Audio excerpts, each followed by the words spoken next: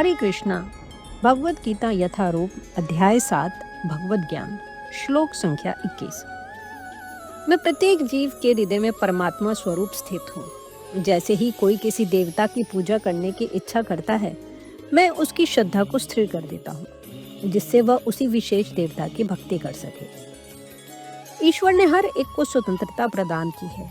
अतः यदि कोई पुरुष भौतिक भोग करने का इच्छुक है और इसके लिए देवताओं से सुविधाएं चाहता है, तो प्रत्येक हृदय में परमात्मा स्वरूप स्थित भगवान उनके मनोभावों को जानकर ऐसी सुविधाएं प्रदान करते हैं। समस्त जीवों के परम पिता के रूप में वे उनकी स्वतंत्रता में हस्तक्षेप नहीं करते, अपितु उन्हें सुविधाएं प्रदान करते हैं, जिससे वे अपनी भौतिक इच्छाएं पूरी कर सकें। कुछ लोग यह प्रश्न कर सकते हैं कि सर्वशक्तिमान ईश्वर जीवों को ऐसी सुविधाएं प्रदान करके उन्हें माया के पाश में गिरने ही क्यों देते हैं। इसका उत्तर यह है कि यदि परमेश्वर उन्हें ऐसी सुविधाएं प्रदान न करें, तो फिर स्वतंत्रता का कोई अर्थ नहीं रह जाता।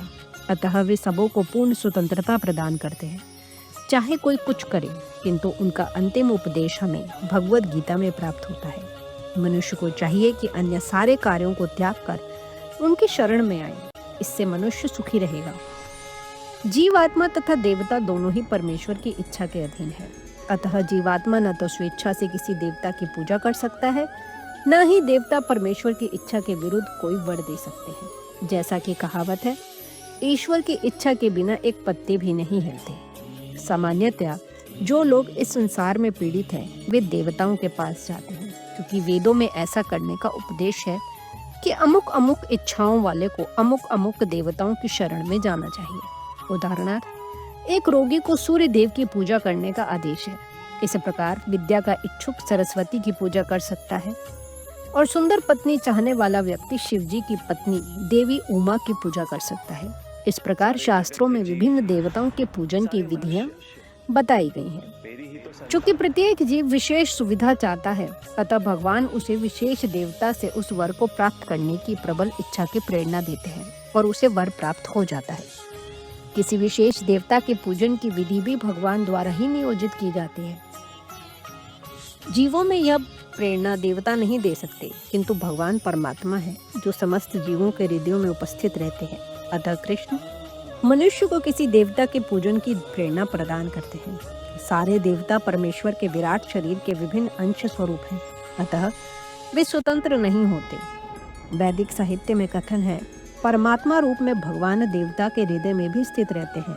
अतः वे देवता के माध्यम से जीव की इच्छा को पूरा करने की व्यवस्था करते हैं, किंतु जीव तथा देवता दोनों ही परमात्मा की इच्छा पर आश्रित है, वे स्वतंत्र नहीं है। श्लोक संख्या 22। ऐसी श्रद्धा से समन्वित वह देवता विशेष की पूजा करने का यत्न करता है और अपनी इच्छा की पूर्ति करता है, किंतु वास्तविक तो यह है कि ये सारे लाभ केवल मेरे द्वारा प्रदत्त है। देवतागण परमेश्वर की अनुमति के बिना अपने भक्तों को वर नहीं दे सकते। जीव भले ही यह भूल जाए कि प्रत्येक वस्तु परमेश्वर की संपत्ति है, किंतु देवता इसे नहीं भूलते। अतः देवताओं की पूजा तथा वांछित फल की प्राप्ति देवताओं के कारण नहीं, अपितु उनके माध्यम से भगवान के कारण होती है।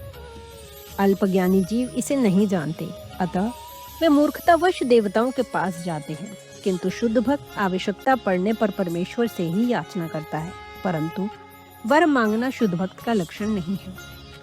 जीव सामान्यतया देवताओं के पास इसलिए जाता है क्योंकि वह अपनी इच्छाओं की पूर्ति के लिए पगलाया रहता है।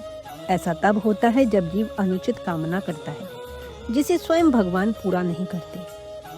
चैतन्य चरितामृत में कहा गया है कि जो व्यक्ति परमेश्वर की पूजा के साथ साथ भौतिक भोग की कामना करता है, वह परस्पर विरोधी इच्छाओं वाला होता है।